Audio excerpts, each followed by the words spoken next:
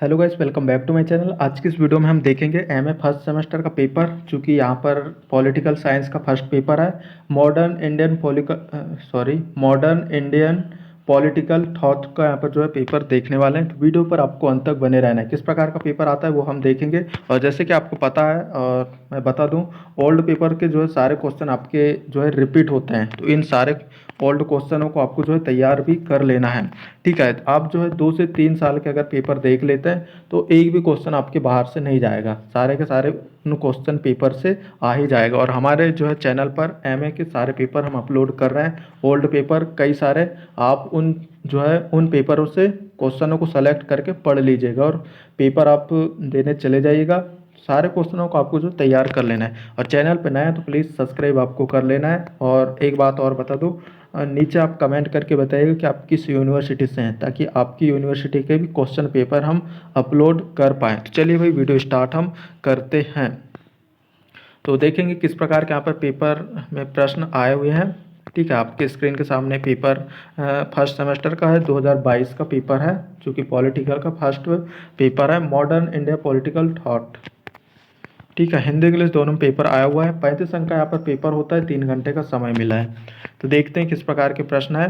Note भी यहाँ पर एक दिया हुआ है। सभी तीनों खंडों के प्रश्न निर्देशानुसार हल करना है और अंकों का विभाजन खंडों के सामने दिया हुआ है। 3 सेक्शन में यहाँ डिवाइड है जो है क्वेश्चन पेपर, और अंक उनके सामने दिए हुए हैं। एक एक अंक के 5 ऑब्जेक्टिव यहाँ पर दिए हुए हैं। ठीक है, विकल्प यहाँ पर पूछे हैं। इस प्रकार जो है पाँचों यूनिट से एक एक विकल्प पूछे हैं। तो देखेंगे किस प्रकार के विकल्प हैं यहाँ पर। इन सभी के आंसर नीचे आप हमें कमेंट करके ज़रूर बताइएगा। ठीक है, असहयोग आंदोलन का अंत किस घटना से हुआ। ठीक है, यहाँ पर ऑप्शन दिए हुए हैं, गांधी इरविन समझौता, चोरी चोरा कांड, ठीक है, हत्याकांड, जलियांवाला बाग हत्याकांड, रोलर एक्ट। ठीक है, इंग्लिश से भी यहाँ पर पेपर आपका दिया हुआ है। अगला यहाँ पर जो विकल्प है, तीसरा विकल्प। तीसरे विकल्प की यहाँ पर बात आती है। प्रश्न यहाँ पर तीसरा विकल्प क्या है, निम्नलिखित में से पंचशील सिद्धांत के कौन सा लक्षण नहीं है। विकल्प आपको बता देते हैं। एक दूसरे, ठीक है, एक दूसरे की प्रादेशिक अखंडता तथा संप्रभुता का सम्मान और पारस्परिक अनाक्रमण, और एक दूसरे के आंतरिक मामले में हस्तक्षेप करना, और चौथा यहाँ पर दिया हुआ है शांतिपूर्वक सह-अस्तित्व। ठीक है, अब यहाँ पर जो है अगला यहाँ पर देखेंगे हम चौथा विकल्प, जयप्रकाश नारायण के समाजवादी विचारों का सर्वाधिक प्रभाव किसका था। ठीक है, तो यहाँ पर विकल्प दिए हुए मार्क्स का, विनोबा भावे का, गांधी का, नेहरू का। नीचे कमेंट करके सभी के आंसर आपको बताना है। अगला यहाँ पर जो प्रश्न है, पांचवें विकल्प, निम्नलिखित में से कौन सी रचना अरविंद घोष की नहीं है। द लाइफ डिवाइन, और असेज ऑन द गीत, सावित्री, द शूद्र। ठीक है, अगला यहाँ पर जो प्रश्न है वो हम देखने वाले हैं, क्योंकि यहाँ पर जो है सेक्शन बी की यहाँ पर बात आती है। 2-2 अंक के प्रश्न पूछे हैं, क्योंकि 5 प्रश्न पूछे हैं आपके। ठीक है, इस प्रकार 10 अंक के हो जाते हैं।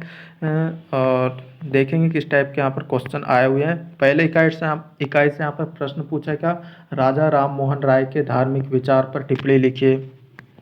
अथवा में प्रश्न पूछा है क्या, तिलक के राजनीतिक दर्शन पर एक टिप्पणी लिखिए। इन सभी क्वेश्चनों को तैयार भी आपको कर लेना है। इकाई दूसरे की यहाँ पर बात आती है, तो पूछा है गांधी के असहयोग के स्वरूप लिखिए। ठीक है, गांधी जी के असहयोग के स्वरूप लिखिए। अठवें प्रश्न है, गांधी जी की दृष्टि में आर्थिक विकास के उद्देश्य लिखिए।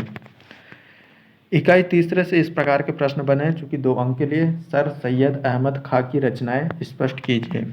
अठवें प्रश्न की बात करें तो अठवें में किस प्रकार का प्रश्न है, होम रूल, लिंग और जिन्ना पर टिप्पणी लिखिए। इकाई चौथे से आप प्रश्न बना क्या, राम मोहन लोहिया के चौखंबा राज की परिकल्पना को समझाइए। अठवें प्रश्न पूछा क्या, आचार्य नरेंद्र देव और गांधी जी की विचारधाराओं में अंतर स्पष्ट कीजिए। चूँकि 2-2 अंक के लिए प्रश्न पूछे हैं। इकाई 5 से यहाँ पर बात करें तो पंडित दीनदयाल के राजनीतिक विचारधारा स्पष्ट कीजिए। अगला यहाँ प्रश्न की बात करें अथवे के, तो अथवे में पूछा है क्या, राय के संसदीय लोकतंत्र पर विचार पर टिप्पणी लिखिए। सेक्शन सी की यहाँ पर बात आती है, 4-4 अंक के 5 प्रश्न दिए हुए हैं। पाँचों यूनिट से मतलब जो है 4-4 अंक के प्रश्न पूछे गए हैं। इस प्रकार 20 अंक के हो जाते हैं। देख लेते हैं भाई क्वेश्चन। इकाई 1 से यहाँ पर बात करें तो इकाई 1 से प्रश्न पूछा है किस टाइप का।